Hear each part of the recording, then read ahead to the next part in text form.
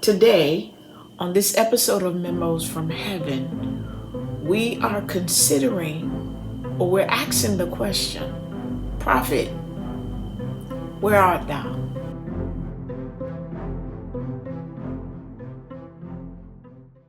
No one, or not many, would consider Jeremiah a false prophet. Of course not. But there was a time that Jeremiah, who was called and sent by God, was deemed by God as someone who was not his prophet. After the calling, after the sending, he said to Jeremiah, Jeremiah, you will be my prophet again if you return. Again, denoting that he once was, but is no longer.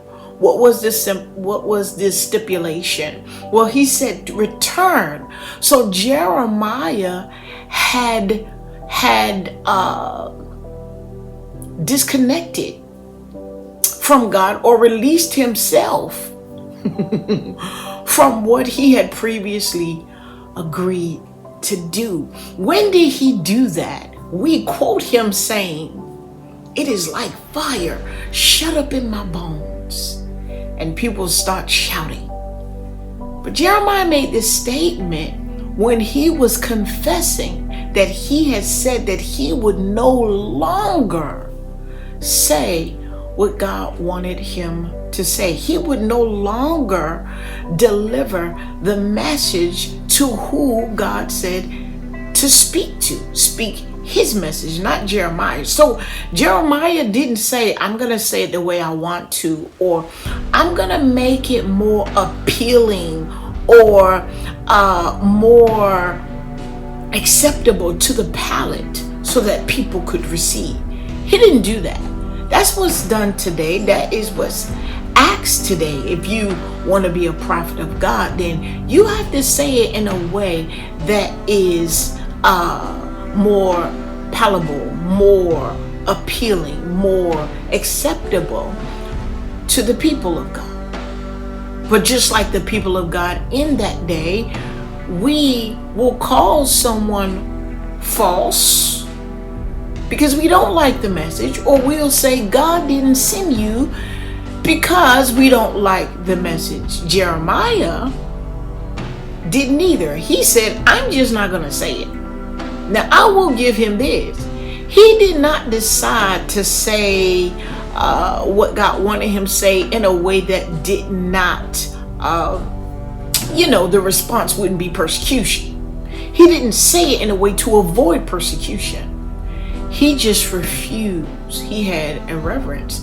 He just refused to say it at all. And so God said, you can be my prophet again if you return to the state, the position, the mindset, the heart. Return to that you had with me at first. Jeremiah said, I'm not going to give his message because every time I do, they want to kill me or I'm beaten. But the Lord said to Jeremiah, he didn't send him with fine print. You know what I'm saying? He said, know this, the enemies that you have or you will acquire by saying what I want you to say, they will be those of your own house. We see that Jeremiah's father allowed the people, the leaders of that day, along with others, to come in while Jeremiah was sleeping, to come in and beat him. That's what happened. And so Jeremiah said, no, I can't do this anymore. I can't do this anymore. Now, the interesting part is he heard God. This is what he planned on doing. I'm going to let him talk. I can't stop him from talking to me. And that's what people need to understand too. Those that are called by the Lord can't stop the Lord from talking. So he said, I can't stop him from talking. I'm just not gonna say what he wanted to say. Now, Jeremiah didn't have this conversation with the Lord. He did this internally. He had just decided, he had resolved that he wasn't going to speak it. I'm not going to say anything. I'm going to shut my mouth. And then he said he found that it was like fire shut up in his bones. You know, like a volcano, someone trying to put a cap on a volcano. It does not stop the volcano from bubbling up and erupting. He said, I couldn't stop it. I tried.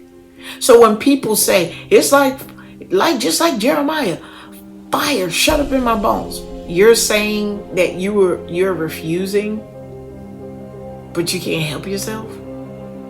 Come on now. Anywho, we would just take a piece of something and just add it to something and make it mean something that it does not mean. So prophet, where are you? Are you in a place where, because the people of God are so vicious with their tongue and violent with their expressions against you, are you in a place like Jeremiah saying, I won't refuse? Or are you in a place where, to appease the masses, you try to put some salt and pepper and some cumin and some garlic on the word of God and some sugar to make it more appealing to the palate of those who have to sometimes swallow a bitter pill from the Lord? I know that many say, oh, that's Old Testament, when there is a word that is calling the people of God back. Sometimes what we deem judgment, God's decision, is a warning. It's simply a warning to return. So now God is saying to Jeremiah, you must return to me, just like I'm telling the people through you to return to me. Prophet, where are you? Have you ceased from being God's prophet because you refuse to go through or encounter the persecution that will come from those that God sent you to? Sometimes the prophet is not persecuted by those who are not of the house of God. They're embraced. Sometimes the terminology is not appealing to the people of God. If you say it like this, then I can see it. Okay, the message would be the same, wouldn't it? What God is communicating, is it the same? It is. You don't have to let me say this. To see someone naked, laying on their side for days, we would say that is not God in this day and time. He was eating dung, not Jeremiah, another prophet, eating dung, which is not kosher.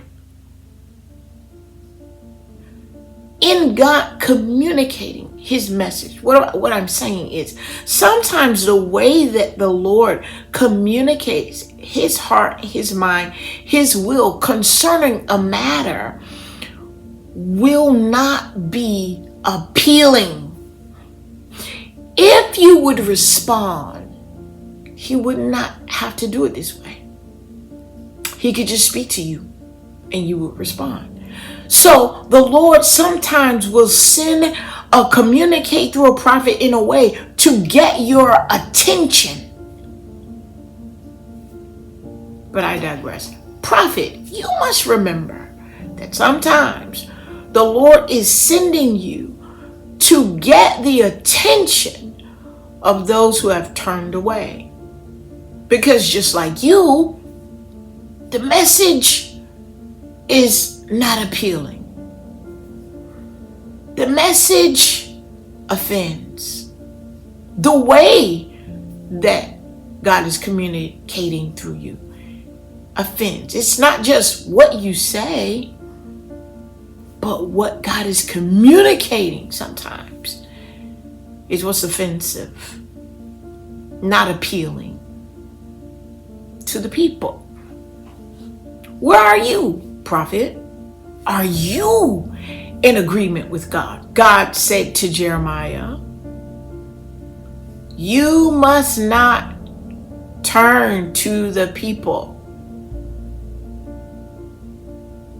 but return to me.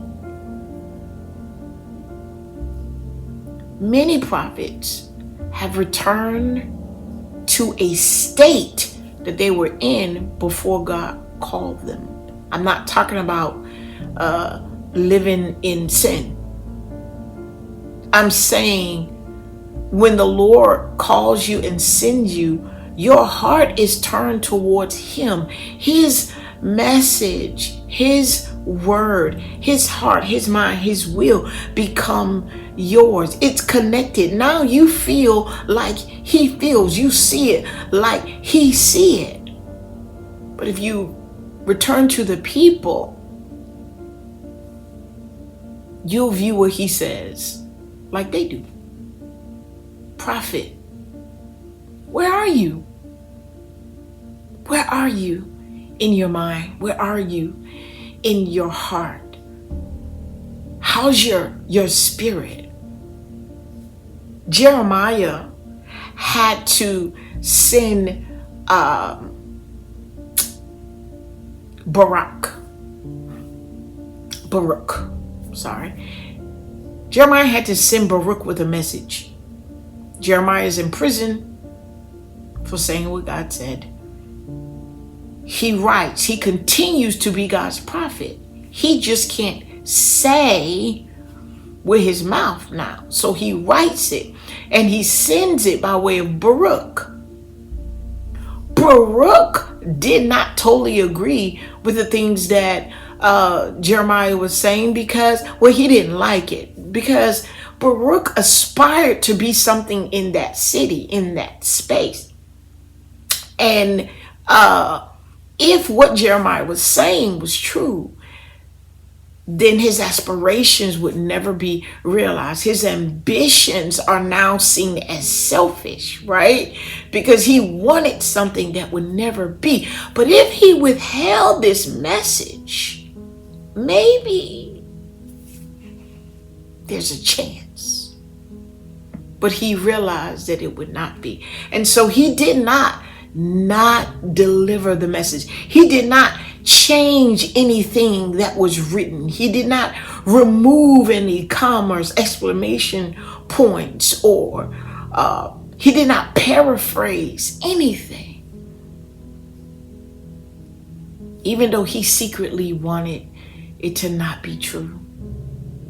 And Jeremiah spoke to him about this. So he understood and he had compassion on him. But he spoke to this at one point, revealing that he knew Baruch's inner, desires. And yet he commended him. He commended him for delivering the message anyway. Because he understood. He understood where he was. But guess what? Because Baruch delivered the message in the way that it was written, he changed nothing. His life was saved. His life was spared along with Jeremiah. He was not a prophet, but he was as a prophet to Jeremiah, delivering a message in the state, in the position, in the same state that it was given. Much like when the Lord said to Moses, because Moses refused to speak because he considered his stutter, He said, fine then, let Aaron do it. You tell Aaron you will be like God, and Aaron will be like your prophet. Tell him, let him speak it. Y'all get what I'm saying? Prophet, where are you? Where are you? Have you stopped speaking? Are you reluctant to speak? Are you considering not speaking? Or are you still standing with God in spite of the response of people, because you have an expectation? You expect to see what God has shown you would happen, what he would do if the people would just respond. Prophet, either return or continue standing with God. Hold fast the confession of your faith without wavering, for he who promised is faithful. Hold fast to your confidence in God. There is a reward. There is a reward.